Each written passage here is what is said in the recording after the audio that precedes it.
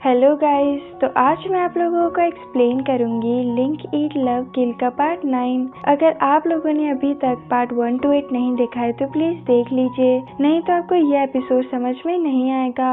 Episode 1 to 8 के link मैं description में दे दूंगी। आगे के एपिसोड के नोटिफिकेशन के लिए बेल आइकन दबाएं और सब्सक्राइब करें। तो चलो एक्सप्लेनेशन शुरू करते हैं। जैसे एपिसोड शुरू होता है, हम दाहुन के बचपन का एक फ्लैशबैक देखते हैं जिसमें वो जिवाडोंग की गलियों में कहीं खो गई थी। वो काफी डरी हुई थी। तभी उसके सामने एक रेड डोर आता है और वो डर के उठ जाती है। ये उसका एक ड्रीम था और बचपन में उसे हर रात यही ड्रीम आता था। वो समझ नहीं पाती थी कि आखिर वो जगह कौन सी है और क्यों उसे यही ड्रीम बार बार आता है। दाहुन की ग्रैंडमा उसे एक स्टोरी सुनाती थी और उसे इनडायरेक्टली इस ड्रीम के बारे में ज्यादा कुछ सोचने से मना करती थी और लाइफ में आगे बढ़ते रहने के लिए बोलती थी। ऐसा लगता था कि वो चाहती हैं कि दाहुन उसके पास का एक इंसिडेंट भूल जाए। फिर हम प्रेजेंट में आते हैं। ली बोलता है कि उस दिन गेहूं की बहन को चोट लगी थी और वो जानता है कि उसका रियल कल्प्रिट कौन है। वो उस वक्त वहीं पे ही मौजूद था। उसे पता है कि कौन उसकी बहन को लेके गया था। उसकी बातों से ऐसा लगता है कि शायद वो पियानो टीचर रियल कल्प्रिट नहीं था। ये सब के पीछे शायद कोई और ही है। लेकिन जब तक गेहूं उसके सामने नील डाउन होके बैग नहीं करेगा, तब तक ली उसे उस कल्प्रिट के बारे में नहीं बताएगा। जाते जाते ली दाहुन के कान में कुछ बोल के जाता है। रात में वोंटाक ली की कही बात के बारे में ही सोच रहा था। अगर ली सच बोल रहा है तो उसके डैड रियल कल्प्रिट नहीं है। जब वो अपने डैड को देखता है तो उन्हें इग्नोर करके वहाँ से चला जाता है। हमें पता चलता है कि अब वोंटाक और उसके डैड कांटेक्ट में नहीं है, न ही वोंटाक उनसे कम्युनिकेट करता है। उस इंसिडेंट के बाद उसने अपना नाम चेंज करके वोंटाक कर दिया और जिवाडोंग भी छोड़ दिया। मीनवाइल हम गेहून को देखते हैं। वो भी ली की कही बात के बारे में ही सोच रहा था। उसे लगता है कि ली शायद ये सब कुछ बस अटेंशन के लिए बोल रहा था। गेहून के फेस पे चोट लगी थी। उसे ही ट्रीट करते वक्त दाहुन और गेहून काफी क्लोज आ जाते हैं। गेहून और ली की लड़ाई में वोंटाक को भी चोट लगी थी, इसलिए जब मिंजू उसे इस हालत में देखती है तो वो वोंटाक के लिए काफी परेशान हो जाती है। रात में पुलिस ऑफिसर्स वोंटाक और टाउन के कुछ मैन ड्रिंक के लिए जाते हैं और कोइंसिडेंटली ली भी उसी रेस्टोरेंट में प्रेजेंट था। वोंटाक ली को जाते हुए देखता है। जब सब उससे ली के बारे में पूछते हैं तो वो उन्हें बताता है कि वो दाहुन का स्टॉकर है।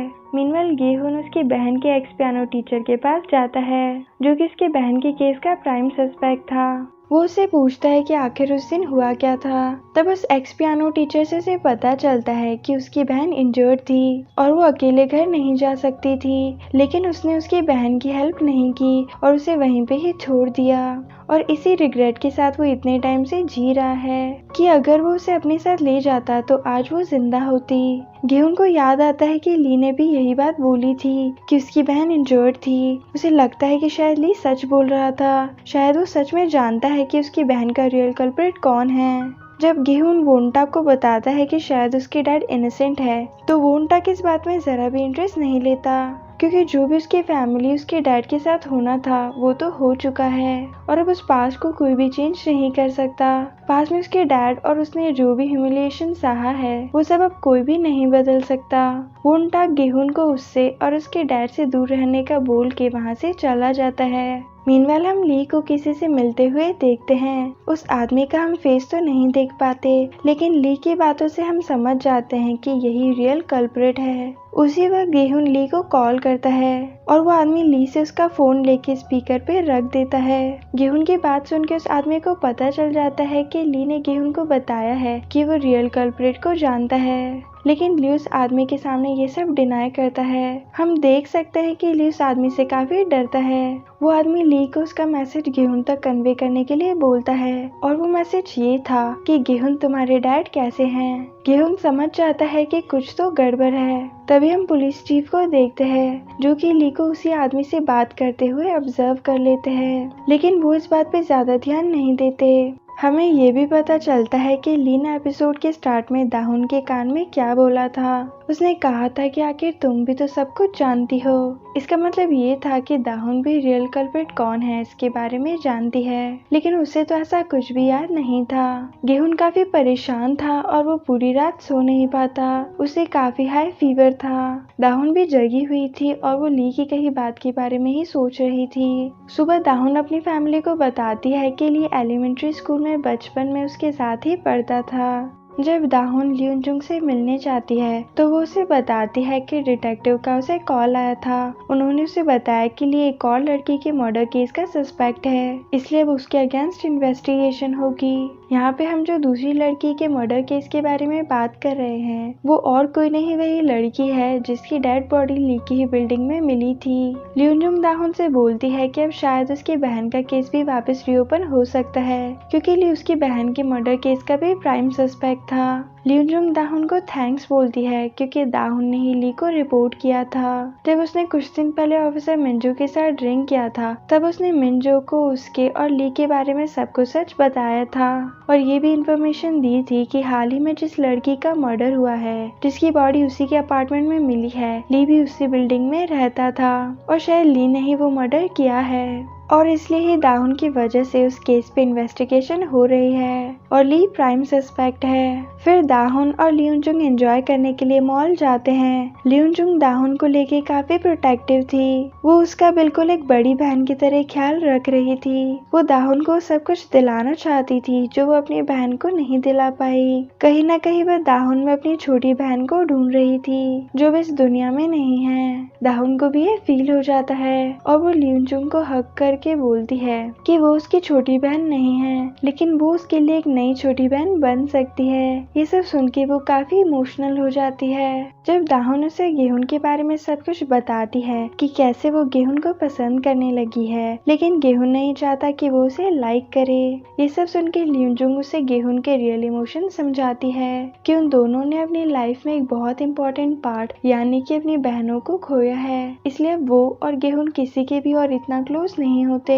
क्योंकि वो दोनों किसी को खोने का दर्द समझते हैं और अब वो दोनों किसी और को खोना नहीं चाहते।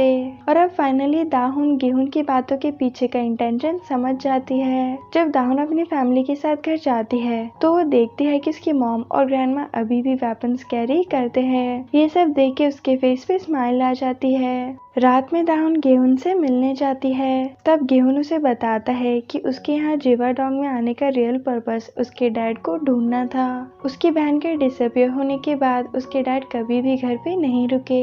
उन्होंने अपनी बाकी की लाइफ अपनी बेटी को ढूंढने में डिवोट कर दी और वो हर पॉसिबल जगह अपनी बेटी को ढूंढने जाते थे। एक दिन गेहुन को पुलिस का कॉल आया और उसे पता चला कि उसके डैड मिसिंग हैं। उनका वॉलेट जिवाडोंग में मिला था। उसके बाद उसने अपने डैड को कभी नहीं देखा और इसलिए उसने जिवाडोंग में वापस आने का डिसाइड किया था। उसे लगता है कि उसके डैड अब इस दुनिया में नहीं रहे। जैसा कि हम जानते हैं कि गेहुन की मॉम की हालत काफी खराब है और वो इमोशनली काफी मेस्ड अप हैं। इसलिए गेहुन ने अपनी मॉम को ये बात कभी नहीं बताई कि उसके डैड मिसिंग हैं, क्योंकि उसे पता है कि उसकी मॉम ये हैंडल नहीं कर पाती। दाहुन गेहुन से बोलती है कि वो बाकी लोगों के बारे में नहीं जानना चाहती, वो ये जानना चाहती है कि क्या गेहुन ठीक है। ये वर्ड सुन के गेहुन फ्लैशबैक में चला जाता है और हम देखते हैं कि ये सब उसके लिए कितना मुश्किल था। उसने अपनी मॉम के लिए कुक करना सीखा था, वो अपने डैड से बात करना चाहता था और उनके साथ रहना चाहता था। उसने काम में खुद को इतना डुबा लिया ताकि वो अपने अंदर की वो एम्प्टीनेस, अपनी बहन को खोने का वो दर्द कम कर सके,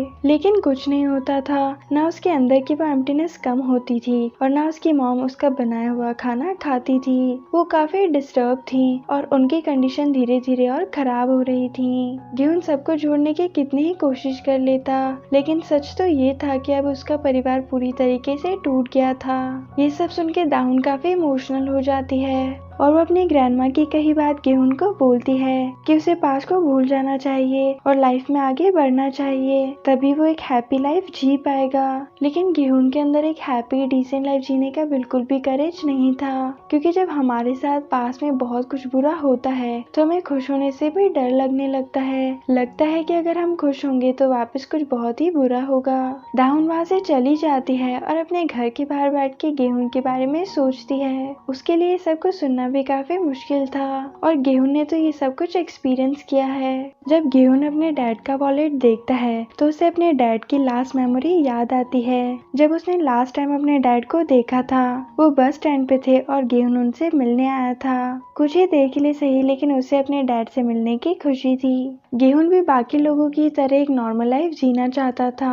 वो चाहता था कि उसके डैड उसके पास ही रुक जाए, लेकिन उसके डैड अपनी मिसिंग डॉटर को ढूंढने के लिए काफी ऑब्सेस्ड थे।